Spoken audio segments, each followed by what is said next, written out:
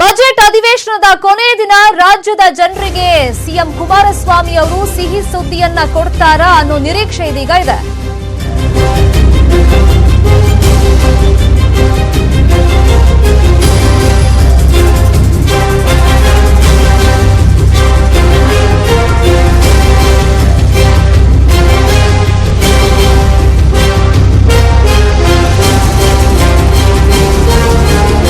Budget ಅಧಿವೇಶನದ ಕೊನೆ ದಿನ ರಾಜ್ಯದ ಜನರಿಗೆ ಸಿಹಿ ಸುದ್ದಿಯನ್ನ ಸಿಎಂ ಕುಮಾರಸ್ವಾಮಿ ಅವರು ಕೊಡ್ತಾರ ಅನ್ನೋ ನಿರೀಕ್ಷೆ ಇದೆ. ಯಾಕಂದ್ರೆ ಇತ್ತೀಚೆಗೆ ಕಳೆದ ಒಂದು 2-3 ದಿನಗಳಿಂದ ಕೇಳಿ ಬರ್ತಾ ಇರೋ ಮಾತಂದ್ರೆ ಈಗ ಸುಸ್ತಿ ಸಾಲ ಮನ್ನಾವನ್ನ ಆಲ್ರೆಡಿ ಮಾಡಿದ್ದಾರೆ ಕುಮಾರಸ್ವಾಮಿ ಅವರು. ಅದ್ರ ಜೊತೆಗೆ ಚಾಲ್ತಿ ಸಾಲವನ್ನು ಕೂಡ ಮನ್ನಾ ಮಾಡ್ತಾರೆ. ಸರ್ಕಾರಕ್ಕೆ ಹೊರೆಯಾದ್ರೂ ಪರವಾಗಿಲ್ಲ. ಒಂದ್ ಕಡೆ ಬಿಜೆಪಿ ಅವರ ಬಾಯಿ ಮುಚ್ಚಿಸೋಕೆ, ಜೊತೆಗೆ ರೈತರು ಕೂಡ ಈಗ ಸಂಪೂರ್ಣ ಸಾಲ ಮನ್ನಾ ಮಾಡಬೇಕು ಅಂತ ಹೋರಾಟವನ್ನ ಮಾಡಿದ್ದಾರೆ. ಜೊತೆಗೆ ಮುಂದಿನ ದಿನಗಳಲ್ಲಿ ಅದು ಆಗದೆ ಹೋದ್ರೆ ನಾವು ಬೃಹತ್ ಮಟ್ಟದಲ್ಲಿ ಪ್ರತಿಭಟನೆ ಮಾಡ್ತೀವಿ ಅಂತ ಒಂದು ಎಚ್ಚರಿಕೆಯನ್ನ ಕೂಡ ರೈತರು ಕೊಟ್ಟಿರೋದ್ರಿಂದ ಈಗ ಚಾಲ್ತಿ ಸಾಲವನ್ನ ಕೂಡ ಮನ್ನಾ ಮಾಡ್ತಾರೆ ಅಂತ ಕಳೆದ 3-4 ದಿನಗಳಿಂದ ಈ ಬಗ್ಗೆ ಚರ್ಚೆ ಆಗ್ತಿತ್ತು. ಬಹುಶಃ ಈ ಚಾಲ್ತಿ ಸಾಲವು ಮನ್ನಾ ಆಗುತ್ತಾ ಅನ್ನೋ ನಿರೀಕ್ಷೆ ಸದ್ಯಕ್ಕಿದೆ. ಬಜೆಟ್ ಅಧಿವೇಶನದ ಕೊನೆ ದಿನ ಇದನ್ನೆಲ್ಲ ಕುಮಾರಸ್ವಾಮಿ ಅವರು ಅಧಿಕೃತವಾಗಿ ಘೋಷಣೆ ಮಾಡ್ತಾರೆ ಸದನದ ಒಳಗೆ ಅಂತ. ಇನ್ನು ಪೆಟ್ರೋಲ್ ಡೀಸೆಲ್ ಮೇಲಿನ ಸೆಸ್ ಬಗ್ಗೆ ಸಾಕಷ್ಟು ಚರ್ಚೆ ನಡೀತಾ ಇತ್ತು. ಜನಸಾಮಾನ್ಯರ ಮೇಲೆ ಇದು ಹೊರೆ ಆಗುತ್ತೆ, ಬಜೆಟ್ನಲ್ಲಿ ಈ ನಿರ್ಧಾರವನ್ನ ಕೈಗೊಂಡಿರೋದು ಸರಿಯಲ್ಲ ಅಂತ. ಸೊ ಹಾಗಾಗಿ ಈಗ ಪೆಟ್ರೋಲ್ ಹಾಗೆಯೇ ಡೀಸೆಲ್ ಮೇಲಿನ ಸೆಸ್ ಅನ್ನ ಇಳಿಸ್ತಾರ ಅನ್ನೋದು ಕೂಡ ನಾವು ಕಾದು ನೋಡಬೇಕು. ಅದ್ರ ಜೊತೆಗೆ ಸಿದ್ದರಾಮಯ್ಯ ಅವರು ಸಾಕಷ್ಟು ಆಕ್ರೋಶವನ್ನ ವ್ಯಕ್ತಪಡಿಸಿದ್ದು, ಅನ್ನಭಾಗ್ಯದ ಅಕ್ಕಿ 2 ಕೆಜಿ ಇಳಿಸಿದ್ರು, ಕಡಿತ ಮಾಡಿದ್ರು. ಸೊ ಅದಕ್ಕೆ ಈಗ 7 ಕೆಜಿನೇ ಕೊಡಬೇಕು ಅಂತ ಕಾಂಗ್ರೆಸ್ನ ಸಾಕಷ್ಟು ಸದಸ್ಯರು ಬಹಿರಂಗವಾಗಿಯೇ ಮಾಜಿ ಸಿಎಂ ಸಿದ್ದರಾಮಯ್ಯ ಪರವಾಗಿ ಬ್ಯಾಟಿಂಗ್ ಅನ್ನ ಮಾಡಿದ್ರು. ಹಾಗಾಗಿ ಸಿದ್ದರಾಮಯ್ಯ ಅವರ ಕಡೆಯವರ ಆಕ್ರೋಶಕ್ಕೆ ಈಗ ಸಿಎಂ ಕುಮಾರಸ್ವಾಮಿ ಅವರು ಹೆದರಿದ್ರ ಅನ್ನೋ ಪ್ರಶ್ನೆ ಕೂಡ ಉದ್ಭವ ಆಗಿದೆ. ಯಾಕಂದ್ರೆ ಅನ್ನಭಾಗ್ಯದ ಅಕ್ಕಿ ಪ್ರಮಾಣವನ್ನ ಯಥಾ ಪ್ರಕಾರ ಅಂದ್ರೆ ಕಳೆದ ಸರ್ಕಾರ 7 ಕೆಜಿ ಕೊಡ್ತಾ ಇತ್ತು. ಮೊನ್ನೆ ಬಜೆಟ್ ನಲ್ಲಿ ಕುಮಾರಸ್ವಾಮಿ ಅವರು ಅನೌನ್ಸ್ ಮಾಡಿರೋ ಪ್ರಕಾರ 2 ಕೆಜಿ ಕಮ್ಮಿ ಮಾಡಿ ನಾವು 5 ಕೆಜಿ ಕೊಡ್ತೀವಿ ಅಂತ ಹೇಳಿದ್ರು. ಈಗ 7 ಕೆಜಿ ಹಿಂದೆ ಯಾವ ರೀತಿಯಾಗಿತ್ತು ಅದೇ ರೀತಿ 7 ಕೆಜಿನೇ ಯಥಾ ಪ್ರಕಾರ ಕೊಡೋದಕ್ಕೆ ಅದ್ರ ಬಗ್ಗೆ ಕೂಡ ಅಧಿಕೃತವಾಗಿ ಘೋಷಣೆ ಮಾಡ್ತಾರೋ ಅನ್ನೋ ನಿರೀಕ್ಷೆ ಇದೆ. ಅದ್ರ ಜೊತೆಗೆ ವಿದ್ಯಾರ್ಥಿಗಳಿಗೆ ಉಚಿತ ಬಸ್ ಪಾಸ್ ಯೋಜನೆ ಕೂಡ ಘೋಷಣೆ ಮಾಡುವಂತ ಸಾಧ್ಯತೆ ಇದೆ. ಒಟ್ಟಲ್ಲಿ ಈಗ ಬಜೆಟ್ ಮೇಲಿನ ಸಿಎಂ ಉತ್ತರ ಏನಾಗಿರುತ್ತೆ ಕೊನೆ ದಿನ, ಸೊ ಇದು ಸಾಕಷ್ಟು ಈಗ ನಿರೀಕ್ಷೆಗೆ ಕಾರಣವಾಗಿರೋದು. ಅಫ್ಕೋರ್ಸ್ ರಾಜ್ಯದ ಜನ ಸಿಹಿ ಸುದ್ದಿಯನ್ನೇ ನಿರೀಕ್ಷೆ ಮಾಡ್ತಿದ್ದಾರೆ. ಇದರಲ್ಲಿ ರೈತರ ಸಾಲ ಮನ್ನಾ, ಚಾಲ್ತಿ ಸಾಲ ಮನ್ನಾ, ಅದ್ರ ಜೊತೆಗೆ ಅನ್ನಭಾಗ್ಯದ ಅಕ್ಕಿ ಪ್ರಮಾಣ ಹೆಚ್ಚು ಮಾಡೋದು, ಜನಸಾಮಾನ್ಯರಿಗೆ ಈಗ ಸದ್ಯಕ್ಕೆ ಬೇಕಾಗಿರೋದು ಪೆಟ್ರೋಲ್ ಹಾಗೆಯೇ ಡೀಸೆಲ್ ಮೇಲಿನ ಸೆಸ್ ಏರಿಸಿದ್ದಾರೆ ಬಜೆಟ್ ಅಧಿವೇಶನದಲ್ಲಿ ಬಜೆಟ್ ಅವ್ರು ಪ್ರೆಸೆಂಟ್ ಮಾಡುವಾಗ. ಹಾಗಾಗಿ ಈಗ ಬಜೆಟ್ ಮೇಲಿನ ಉತ್ತರದ ಸಂದರ್ಭದಲ್ಲಿ ಸಿಎಂ ಅಟ್ಲೀಸ್ಟ್ ಈ ಸೆಸ್ ಅನ್ನ ಇಳಿಸ್ತಾರಾ ಅನ್ನೋ ನಿರೀಕ್ಷೆ ಇದೆ. ಇನ್ನು ವಿದ್ಯಾರ್ಥಿಗಳಿಗೆ ಉಚಿತ ಬಸ್ ಪಾಸ್ ಕಳೆದ ಸರ್ಕಾರ ಕೂಡ ಕೊಟ್ಟಿತ್ತು. ಬಟ್ ಮೊನ್ನೆ ಬಜೆಟ್ ನಲ್ಲಿ ಕುಮಾರಸ್ವಾಮಿ ಅವರು ಈ ಬಗ್ಗೆ ಎಲ್ಲೂ ಕೂಡ ಮೆನ್ಷನ್ ಮಾಡಿರಲಿಲ್ಲ. ವಿದ್ಯಾರ್ಥಿಗಳಿಗೆ ಉಚಿತ ಬಸ್ ಪಾಸ್ ಬಗ್ಗೆ ಒಂದು ನಿರೀಕ್ಷೆ ಇತ್ತು. ಸಿದ್ದರಾಮಯ್ಯ ಅವರು ಕಳೆದ ಬಜೆಟ್ ನಲ್ಲಿ ಇದನ್ನ ಅನೌನ್ಸ್ ಮಾಡಿದ್ರು. ಬಜೆಟ್ ನಲ್ಲಿ ಇದಿತ್ತು, ವಿದ್ಯಾರ್ಥಿಗಳಿಗೆ ಉಚಿತ ಬಸ್ ಪಾಸ್ ಘೋಷಣೆ ಮಾಡಿದ್ರು. ಅದರಂತೆ ಅದು ಕಂಟಿನ್ಯೂ ಆಗುತ್ತೆ, ವಿದ್ಯಾರ್ಥಿಗಳಿಗೆ ಹೆಲ್ಪ್ ಆಗುತ್ತೆ ಅಂತ ನಿರೀಕ್ಷೆ ಇತ್ತು. ಬಟ್ ಬಜೆಟ್ ಅಲ್ಲಿ ಅದು ಘೋಷಣೆ ಆಗಿರಲಿಲ್ಲ. ಅಟ್ಲೀಸ್ಟ್ ಇವಾಗ ಬಜೆಟ್ ಅಧಿವೇಶನದ ಕೊನೆ ದಿನ ಸಿಎಂ ಉತ್ತರ ಕೊಡೋ ಸಂದರ್ಭದಲ್ಲಿ ಇದನ್ನೆಲ್ಲ ಘೋಷಣೆ ಮಾಡ್ತಾರೆ ಅನ್ನೋ ನಿರೀಕ್ಷೆ ಸಹಜವಾಗೇ ಇದೆ.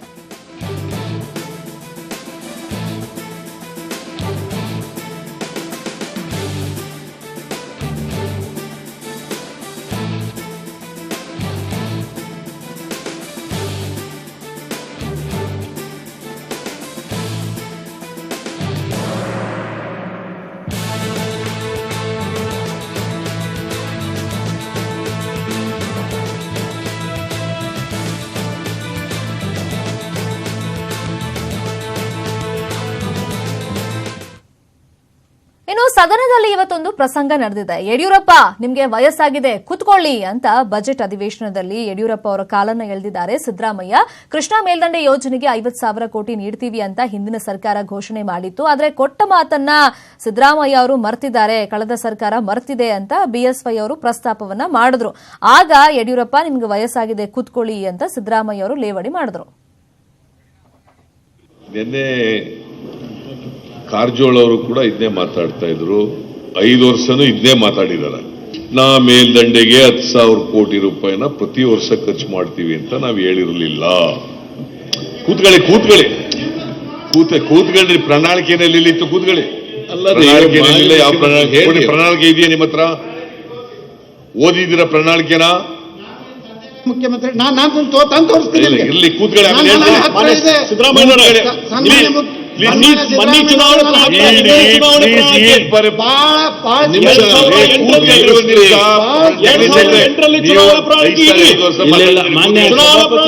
ನನ್ನ ಕಡೆ ಇದೆ.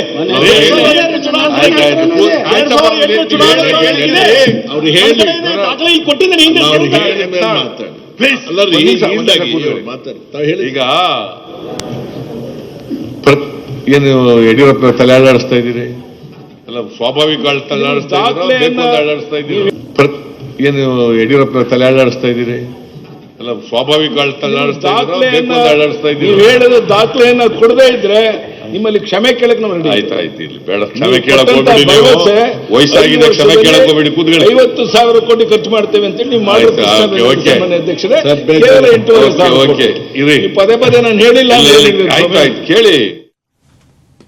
ನಮ್ಮನ್ನ ಹಿಂದೂವಾದಿಗಳು ಅಂತೀರಿ, ನೈಜ ಹಿಂದೂವಾದಿಗಳು ಜೆಡಿಎಸ್ನವರು ಅಂತ ವಿಧಾನಸಭೆಯಲ್ಲಿ ಬಿಜೆಪಿ ಶಾಸಕ ರಾಜು ಗೌಡ ಸ್ವಾರಸ್ಯಕರ ಚರ್ಚೆಯನ್ನ ಮಾಡಿದ್ದಾರೆ. ಡಿ ರೇವಣ್ಣ ಅವರ ಪೂಜಾ ಫಲದಿಂದಲೇ ಕುಮಾರಣ್ಣ ಸಿಎಂ ಆಗಿದ್ದಾರೆ. ಈ ಸರ್ಕಾರ ಹೋಮ-ಹವನಗಳಿಗೆ ಅಂತ ಶೇಕಡ 20% ಅನುದಾನವನ್ನ ನೀಡಬೇಕು, ನಮಗಿಂತ ಜಾಸ್ತಿ ಅವರೇ ಮಠ ಮಂದಿರಗಳಿಗೆ ಭೇಟಿಯನ್ನ ಕೊಡುವುದು ಅಂತ ಬಜೆಟ್ ಮೇಲಿನ ಚರ್ಚೆ ವೇಳೆ ಬಿಜೆಪಿಯ ರಾಜು ಗೌಡ ಈ ವಿಚಾರವನ್ನ ಪ್ರಸ್ತಾಪ ಮಾಡಿದರು. ಹಿಂದುತ್ವವಾದಿಗಳು ಅಂತ ನಾವು ಭಾಷಣ ಜಾಸ್ತಿ ಮಾಡ್ತೀವಿ, ಆದ್ರೆ ನಿಜವಾದಂತ ಹಿಂದುತ್ವವಾದಿಗಳು ಅಂದ್ರ ಜೆಡಿಎಸ್ನವರು ಅಂತಂದ್ರೆ ತಪ್ಪಾಗದ ಅನಿಸ್ತದೆ. ಯಾಕಂದ್ರೆ ಅವರಷ್ಟು ದೇವರಿಗೆ, ಗುಡಿ ಗುಂಡಾರಗಳಿಗೆ, ಮಠಾಧೀಶರ ಹತ್ರ, ಜ್ಯೋತಿಷ್ಯರ ಹತ್ರ ಯಾರು ನಾವು ಹೋಗಂಗಿಲ್ಲ ಸಾಮಾನ್ಯ ಅಧ್ಯಕ್ಷರೇ. ಅದಕ್ಕೋಸ್ಕರ ನಿಜವಾದಂತ ಹಿಂದುತ್ವವಾದಿಗಳು ಅಂತಂದ್ರೆ ನಮ್ಮ ಯತ್ನಾಳ್ ಅಣ್ಣವರಲ್ಲ, ರೇವಣ್ಣವ್ರು ಅಂತಂದ್ರೆ ತಪ್ಪಾಗಿಲ್ಲ ಅಂತ ನಾನು ಅನಿಸ್ತದೆ. ವಿಶೇಷವಾಗಿ ಹೋಮ-ಹವನಕ್ಕೆ ಜಾಸ್ತಿ ಸ್ಕೋಪ್ ಕೊಡ್ಬೇಕು ಸರ್. ಯಾಕಂದ್ರೆ ಈ ಸರ್ಕಾರ ನಾವು ಯಡಿಯೂರಪ್ಪ ಸರ್ ಮುಖ್ಯಮಂತ್ರಿ ಮಾಡೋಕೆ ಬಹಳ ಪ್ರಯತ್ನ ಪಟ್ಟಿವಿ, ಆದ್ರೆ ಯಾಕಾಗ್ಲಿಲ್ಲ ಅಂತಂದ್ರ ರೇವಣ್ಣನವರು ಸುಮಾರು ವರ್ಷಗಳಿಂದ ಹೋಮ ಮಾಡ್ತಾವ, ಅದರ ಆಶೀರ್ವಾದದ ಫಲದಿಂದ ಕುಮಾರಣ್ಣ ಇವತ್ತು ಮುಖ್ಯಮಂತ್ರಿಗಳಾದ್ರು. ಹಂಗಾಗಿ ನಾವು ಹಿಂದುತ್ವವಾದಿಗಳು ಅಂತ ನಾವು ಭಾಷಣ ಜಾಸ್ತಿ ಮಾಡ್ತೀವಿ, ಆದ್ರೆ ನಿಜವಾದಂತ ಹಿಂದುತ್ವವಾದಿಗಳು ಅಂದ್ರ ಜೆಡಿಎಸ್ನವ್ರು ಅಂತಂದ್ರೆ ತಪ್ಪಾಗದ ಅನಿಸ್ತದೆ. ಯಾಕಂದ್ರೆ ಅವರಷ್ಟು ದೇವರಿಗೆ, ಗುಡಿ ಗುಂಡಾರಗಳಿಗೆ, ಮಠಾಧೀಶರ ಹತ್ರ, ಜ್ಯೋತಿಷ್ಯರ ಹತ್ರ ಯಾರು ನಾವು ಹೋಗಂಗಿಲ್ಲ ಸಾಮಾನ್ಯ ಅಧ್ಯಕ್ಷರೇ. ಅದಕ್ಕೋಸ್ಕರ ನಿಜವಾದಂತ ಹಿಂದುತ್ವವಾದಿಗಳು ಅಂತಂದ್ರೆ ನಮ್ಮ ಯತ್ನಾಳ್ ಅಣ್ಣವರಲ್ಲ, ರೇವಣ್ಣವ್ರು ಅಂತಂದ್ರೆ ತಪ್ಪಾಗಿಲ್ಲ ಅಂತ ನಾನು ಅನಿಸ್ತದೆ. ವಿಶೇಷವಾಗಿ ಹೋಮ-ಹವನಕ್ಕೆ ಜಾಸ್ತಿ ಸ್ಕೋಪ್ ಕೊಡ್ಬೇಕು ಸರ್. ಯಾಕಂದ್ರೆ ಈ ಸರ್ಕಾರ ನಾವು ಯಡಿಯೂರಪ್ಪ ಸರ್ ಮುಖ್ಯಮಂತ್ರಿ ಮಾಡೋಕೆ ಬಹಳ ಪ್ರಯತ್ನ ಪಟ್ಟಿವಿ, ಆದ್ರೆ ಯಾಕಾಗ್ಲಿಲ್ಲ ಅಂತಂದ್ರ ರೇವಣ್ಣನವರು ಸುಮಾರು ವರ್ಷಗಳಿಂದ ಭೋಜನಕೂಟಕ್ಕೆ ಬಿಎಸ್ ಯಡಿಯೂರಪ್ಪ ಅವರನ್ನ ಕೈ ಹಿಡ್ಕೊಂಡು ಕರ್ಕೊಂಡು ಹೋಗಿದ್ದಾರೆ ಕುಮಾರಸ್ವಾಮಿ ಅವರು ಅನ್ನೋ ಮಾಹಿತಿ ಸಿಕ್ಕಿದೆ. ತಾವು ಕೂತಿದ್ದ ಸೀಟ್ನಲ್ಲಿ ಯಡಿಯೂರಪ್ಪ ಅವರನ್ನ ಕೂರಿಸಿಕೊಂಡಿದ್ದಾರೆ ಕುಮಾರಸ್ವಾಮಿ ಅವರು. ಇನ್ನೊಂದ್ ಕಡೆ ಒಟ್ಟಿಗೆ ಕೂತು ಊಟ ಮಾಡಿದ್ದಾರೆ ಯಡಿಯೂರಪ್ಪ ಅವರು, ಸಿದ್ದರಾಮಯ್ಯ ಅವರು, ಹಾಗೇನೆ ಕುಮಾರಸ್ವಾಮಿ ಅವರು ಒಟ್ಟಿಗೆ ಊಟ ಮಾಡಿದ್ದಾರೆ. ವಿಧಾನಸೌಧದ ಬ್ಯಾಂಕ್ವೆಟ್ ಹಾಲ್ನಲ್ಲಿ ಭೋಜನಕೂಟವನ್ನ ಕುಮಾರಸ್ವಾಮಿ ಅವರೇ ಇವತ್ತು ಆಯೋಜನೆ ಮಾಡಿದ್ರಂತೆ. ಈ ಟೈಮ್ನಲ್ಲಿ ಯಡಿಯೂರಪ್ಪ ಅವರನ್ನ ಸ್ವತಃ ಕುಮಾರಸ್ವಾಮಿ ಅವರೇ ಕೈ ಹಿಡಿದು ಕರ್ಕೊಂಡು ಹೋಗಿದ್ದಾರೆ. ಊಟ ಮಾಡುವಾಗ ಒಟ್ಟಿಗೆ ಸಿದ್ದರಾಮಯ್ಯ ಅವರು, ಕುಮಾರಸ್ವಾಮಿ ಹಾಗೇನೆ ಯಡಿಯೂರಪ್ಪ ಅವರು ಜೊತೆಲೇ ಇದ್ರು ಅಂತ ಮಾಹಿತಿ ಸಿಕ್ಕಿದೆ.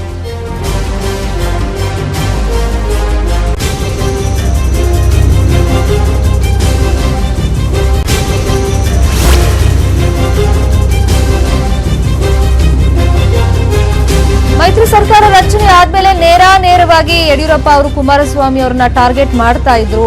ಸಾಕಷ್ಟು ಪರಸ್ಪರ ವಾಗ್ವಾದ ಎಲ್ಲ ನಡೀತಾ ಇತ್ತು ಸದನದಲ್ಲೇ. ಬಟ್ ಭೋಜನಕೂಟವನ್ನ ಇವತ್ತು ಕುಮಾರಸ್ವಾಮಿ ಅವರು ಆಯೋಜನೆ ಮಾಡಿದ್ರು ವಿಧಾನಸೌಧದ ಬ್ಯಾಂಕ್ವೆಟ್ ಹಾಲ್ನಲ್ಲಿ. ಯಡಿಯೂರಪ್ಪ ಅವರು ಕೂತಿದ್ದ ಜಾಗಕ್ಕೆ ಕುಮಾರಸ್ವಾಮಿ ಅವರೇ ಹೋಗಿ ಯಡಿಯೂರಪ್ಪ ಅವ್ರ ಕೈ ಹಿಡಿದು ಊಟಕ್ಕೆ ಕರ್ಕೊಂಡು ಬಂದಿದ್ದಾರೆ ಅಂತ ಗೊತ್ತಾಗಿದೆ. ಅದ್ರ ಜೊತೆಗೆ ಸಿದ್ದರಾಮಯ್ಯ ಅವರು ಕೂಡ ಊಟಕ್ಕೆ ಒಟ್ಟಿಗೆ ಕೂತಿದ್ರು. ಒಂದ್ ಕಡೆ ಯಡಿಯೂರಪ್ಪ ಅವರು, ಸಿದ್ದರಾಮಯ್ಯ ಅವರು, ಕುಮಾರಸ್ವಾಮಿ ಅವರು ಒಟ್ಟಿಗೆ ಕೂತು ಇವತ್ತು ಊಟ ಮಾಡಿದ್ದಾರೆ. ಕುಮಾರಸ್ವಾಮಿ ಅವರು ಭೋಜನಕೂಟ ಆಯೋಜನೆ ಮಾಡಿದ್ರು. ಆ ಭೋಜನಕೂಟದಲ್ಲಿ ಅನ್ನೋ ಮಾಹಿತಿ ಸಿಕ್ಕಿದೆ. ತಾವು ಕುಳಿತಿದ್ದ ಸೀಟಲ್ಲಿ ಯಡಿಯೂರಪ್ಪ ಅವರನ್ನು ಕೂಡ ಕೂರಿಸಿಕೊಂಡಿದ್ದಾರೆ ಅಂತೆ ಕುಮಾರಸ್ವಾಮಿ ಅವರು. ಒಟ್ಟಿಗೆ 3 ಜನ ಕೂತ್ಕೊಂಡು ಊಟ ಮಾಡಿದ್ದಾರೆ.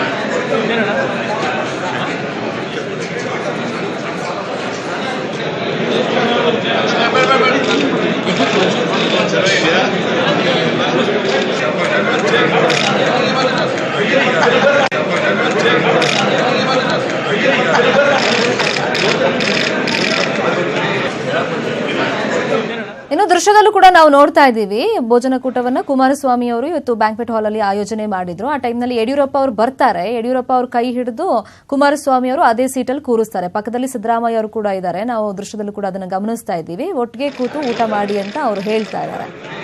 ಭೋಜನಕೂಟವನ್ನ ಇವತ್ತು ಕುಮಾರಸ್ವಾಮಿ ಅವರು ಆಯೋಜನೆ ಮಾಡಿದ್ರು. ಆ ಭೋಜನಕೂಟಕ್ಕೆ ಯಡಿಯೂರಪ್ಪ ಅವರು ಕೂಡ ಬರ್ತಾರೆ. ಸೊ ಅವರು ಇನ್ನೂ ಕೂತಿರ್ಲಿಲ್ಲ. ಆ ಟೈಮ್ನಲ್ಲಿ ನಿಂತ್ಕೊಂಡು ನೋಡ್ತಾ ಇರ್ತಾರೆ. ಕುಮಾರಸ್ವಾಮಿ ಅವರು ಖುದ್ದಾಗಿ ಬಂದು ನೀವು ಇಲ್ಲೇ ಕೂತ್ಕೊಳ್ಳಿ ಅಂತ ಸಿದ್ದರಾಮಯ್ಯ ಅವರ ಪಕ್ಕದಲ್ಲಿ ಯಡಿಯೂರಪ್ಪ ಅವರನ್ನು ಕೂಡ ಕುಮಾರಸ್ವಾಮಿ ಅವರು ಕೂರಿಸ್ತಾರೆ.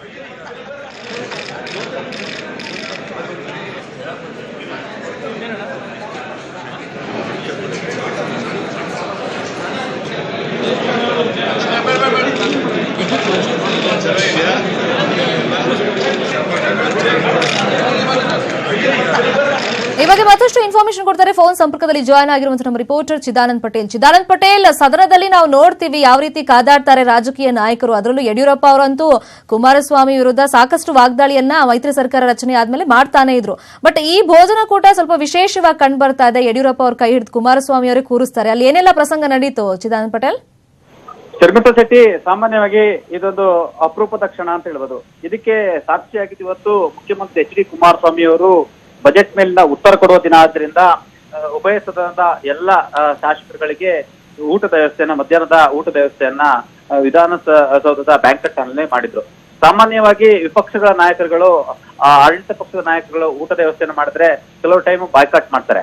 ಆದ್ರೆ ಇತ್ತೀಚಿನ ದಿನಗಳಂದ್ರೆ ಈ ಸದನದಲ್ಲಿ ಫ್ಲೋರ್ ಟೆಸ್ಟ್ ಸಂದರ್ಭದಲ್ಲಿ ಮುಖ್ಯಮಂತ್ರಿ ಎಚ್ ಡಿ ಕುಮಾರಸ್ವಾಮಿ ಅವರು ಫ್ಲೋರ್ ಟೆಸ್ಟ್ ಸಂದರ್ಭದಲ್ಲಿ ಅವತ್ತು ನಿಯೋಜಿತ ಸಿಎಂ ಆಗಿದ್ದಂತ ಬಿ ಎಸ್ ಯಡಿಯೂರಪ್ಪನವರು ಸುಮಾರು 10ಕ್ಕೂ ಹೆಚ್ಚು ಅನ್ಪಾರ್ಲಿಮೆಂಟರಿ ವರ್ಡ್ ಬಳಸಿ ಅವರ ಕುಟುಂಬ ಮುಖ್ಯಮಂತ್ರಿ ವಿರುದ್ಧ, ಕುಮಾರಸ್ವಾಮಿ ವಿರುದ್ಧ ವಾಗ್ದಾಳಿ ನಡೆಸಿದ್ರು.